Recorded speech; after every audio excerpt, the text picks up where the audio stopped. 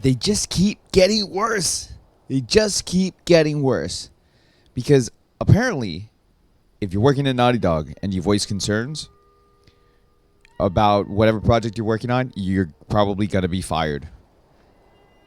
It's getting worse.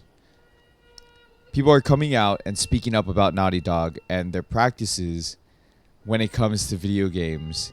And this latest rumor, which is coming from Bounding Into Comics, which is then backed by another article where they actually show or discuss how an actual playtester for the game was fired. So let's get into this article here. This is coming from Bounding Into Comics. I'm gonna put this up on the screen here. Bounding Into Comics. Rumor: The Last of Us Part 2 employees could lose jobs if they voice concerns on its story. Following the immense backlash towards Naughty Dog sparked after leaked cutscenes from The Last of Us 2 gave players their first look at the game's questionable plot points and character designs. An alleged source connected to the studio has revealed that the designs of the female characters were intentionally made less feminine in order to avoid offending the trans community. The alleged source, who spoke with Australian pop culture site Sausage Roll under the condition of, I always have a hard time saying this, anonymity and to be anonymous.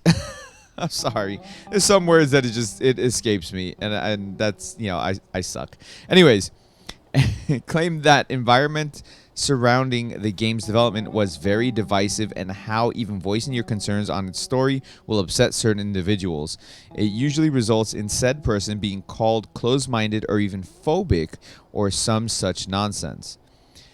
They explained, I don't doubt even for a moment that this leak came from the studio, which we also have confirmation that the leak did not come from the studio. The leak actually came from an outside source, which Sony and Naughty Dog are not commenting on currently. That was confirmed late last night. So anyways, let's see. The Last of Us Part 2 is very divisive, and as you can imagine, some of the team aren't really thrilled to be working on the game. They added, the team is very much divided on the game, and even voicing your concerns on its story will upset certain individuals. Neil Druckman. It usually results in said person being called closed-minded or even phobic by Neil Druckman, or some such nonsense. Some people literally have to bite their tongues or fear losing their jobs, even careers, to an outraged mob fueled by Neil Druckman. And then they go and give examples of how they made the characters less feminine. As you can see here, a picture of Ellie from the first Last of Us, picture of the second one. Although, to be fair, she's growing up in a post-apocalyptic world, she's gonna look more rugged. Let's just be honest here. She still looks feminine to me there. Then you got Abby. And then here's a case where they took the character, or the actual model for the character of Dinah, and apparently they reduced her chest size in the game, which I really don't care about, honestly. It's just whatever. I mean, Sausage Roll also spoke with a seasoned artist who's worked as character designer for several AAA games, who explained that designing female characters without offending trans players was a point of constant troubleshooting across the industry. Source told him it's not really about sexual objectification of women. Women, like men, come in all shapes and sizes. To say that having big busty women is unrealistic is untrue, which my wife has large breasts. So, yeah, they come in all shapes and sizes. The source added, this is only true for trans people. Trans women can't naturally grow large breasts, and not all trans people can afford implants. If you see a game where the women are less curvy, it's not because the game designers are worried about the receiving backlash for sexualizing women. It's because they are worried about offending the trans community. I don't know how much of that statement is actually true, though. That's more like he said, she said type of deal. Well, let's go to the other article, which is also by Bounding Into Comics. But this article, or this subject, is all over the place. It's not just Bounding Into Comics. I just happen to be on this website since I was on the other one. Naughty Dog VP and The Last of Us Part 2 director Neil Druckman previously fired a sexist focus tester. Naughty Dog Vice President and Last of Us Part 2 director Neil Druckman confirmed he fired what he described as sexist focus testers. In an interview with Glixel, In 2016, Druckman was asked how Anita Sarkeesian's feminist frequencies videos influenced him in regards to development of Uncharted 4. Druckman responded, "When I'm introducing and describing a new character to our lead character concept artist, constantly she will ask, what if it was a girl? And I'm like, oh, I didn't think about that. Let me think. Does that affect or change anything? No? Cool. That's different. Yeah, let's do it." He added initially the epilogue, which I guess I'm ruining the game for myself because I haven't played the Uncharted series at all. I was actually going to play it soon. Anyways, he added initially in the epilogue, it was Nate's son. Something similar happened with the mansion they go into.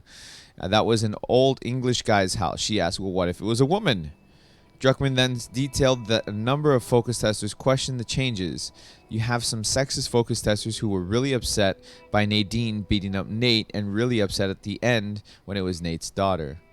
He wanted to confirm that he fired at least one of the focus testers for providing their feedback. That's what focus testers are supposed to do. They're supposed to provide feedback. But you're going to fire them for doing their job. That's really messed up. Anyways. To the point where we had to ask one guy to leave. In his core, it just affected him. He was cursing, not you too, Naughty Dog. God damn it, I guess I'm done with this with Uncharted. If you guys ever make another one with his daughter, this effing BS. Druckman concluded the question saying, and I was like, wow, why does that matter? Why does it matter? Why does it matter?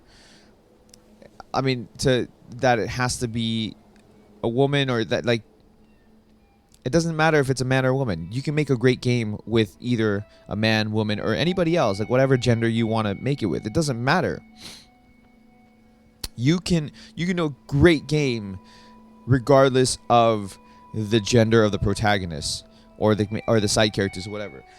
Just write the story properly. Just do it. That's where you're getting into issues because you're making the game. You're doing lazy writing by making the game rely on shock factor. It's lazy writing when you're pandering and stuff like that. And look, I don't have a problem. Like I said, I don't have a problem with sexual orientations. I don't have a problem with the genders of characters because two of my absolute favorite video game characters are women. Samus Aran from Metroid series and Jill Valentine from Resident Evil. I've said it many, many times that Jill Valentine is one of my favorite protagonists. So it doesn't matter the gender of the character or anything like that. But don't do lazy writing just because you want shock factor or you want to appease to other people. Anonymous. So now they're going back to rumors about firing. Okay. Recent rumors indicate that Naughty Dog employees are in fear of losing their jobs if they criticize the story for the upcoming Part 2 or Last of Us Part 2. An anonymous source allegedly connected to Naughty Dog told Sausage Roll the team is very much divided on the game and even voicing your concern. Well, so we talked about this in about the other article. And then Druckman stating, "Don't like it, don't buy it." I mean, look, that's a really bad way to take things. I've said it before, though. I mean, if you don't like it, don't buy it. Okay, I understand that. I understand why he says it. But the thing is that you're under so much heat, under so much pressure currently about the game that going into that kind of statement is just going to make things worse. Like, it really is. You know, it's one of these situations, and the Quarterings video, which the Quartering got flagged for copyright strike, by the way, because of that. Druckman blames misogyny for his failure. As the Quartering points out in his video, Druckman also blames misogyny for why one of his games failed. Look, to me, it doesn't matter. To me, it doesn't matter. My thing is, if you're going to fire a focus tester for doing his job, for giving feedback, then you're not listening to that said feedback, and that you should be doing so. This whole situation is just a mess. It's absolutely ridiculous. And if you just type into Google Last of Us Part 2 and you look at the news, there's nothing good. There's absolutely nothing good. There is such a thing as bad press, okay? Like, people say there's no such thing as bad press. There is absolutely such a thing as bad press. And Last of Us Part 2, unfortunately, or maybe fortunately for some people, is getting a lot of bad press. Let me know your thoughts and comments down below in the comment section. I want to hear it. Let's have a discussion regarding it, and let's keep it civil, guys. Like I know some of you guys just go into just bash the company or whatever. Like okay, make your thoughts known, but in a civil manner. Let's have a civil conversation. Thank you guys so much for watching. I appreciate it. Make sure you hit the like button, subscribe if you guys are new. I'll catch all of you guys later. Peace out, guys.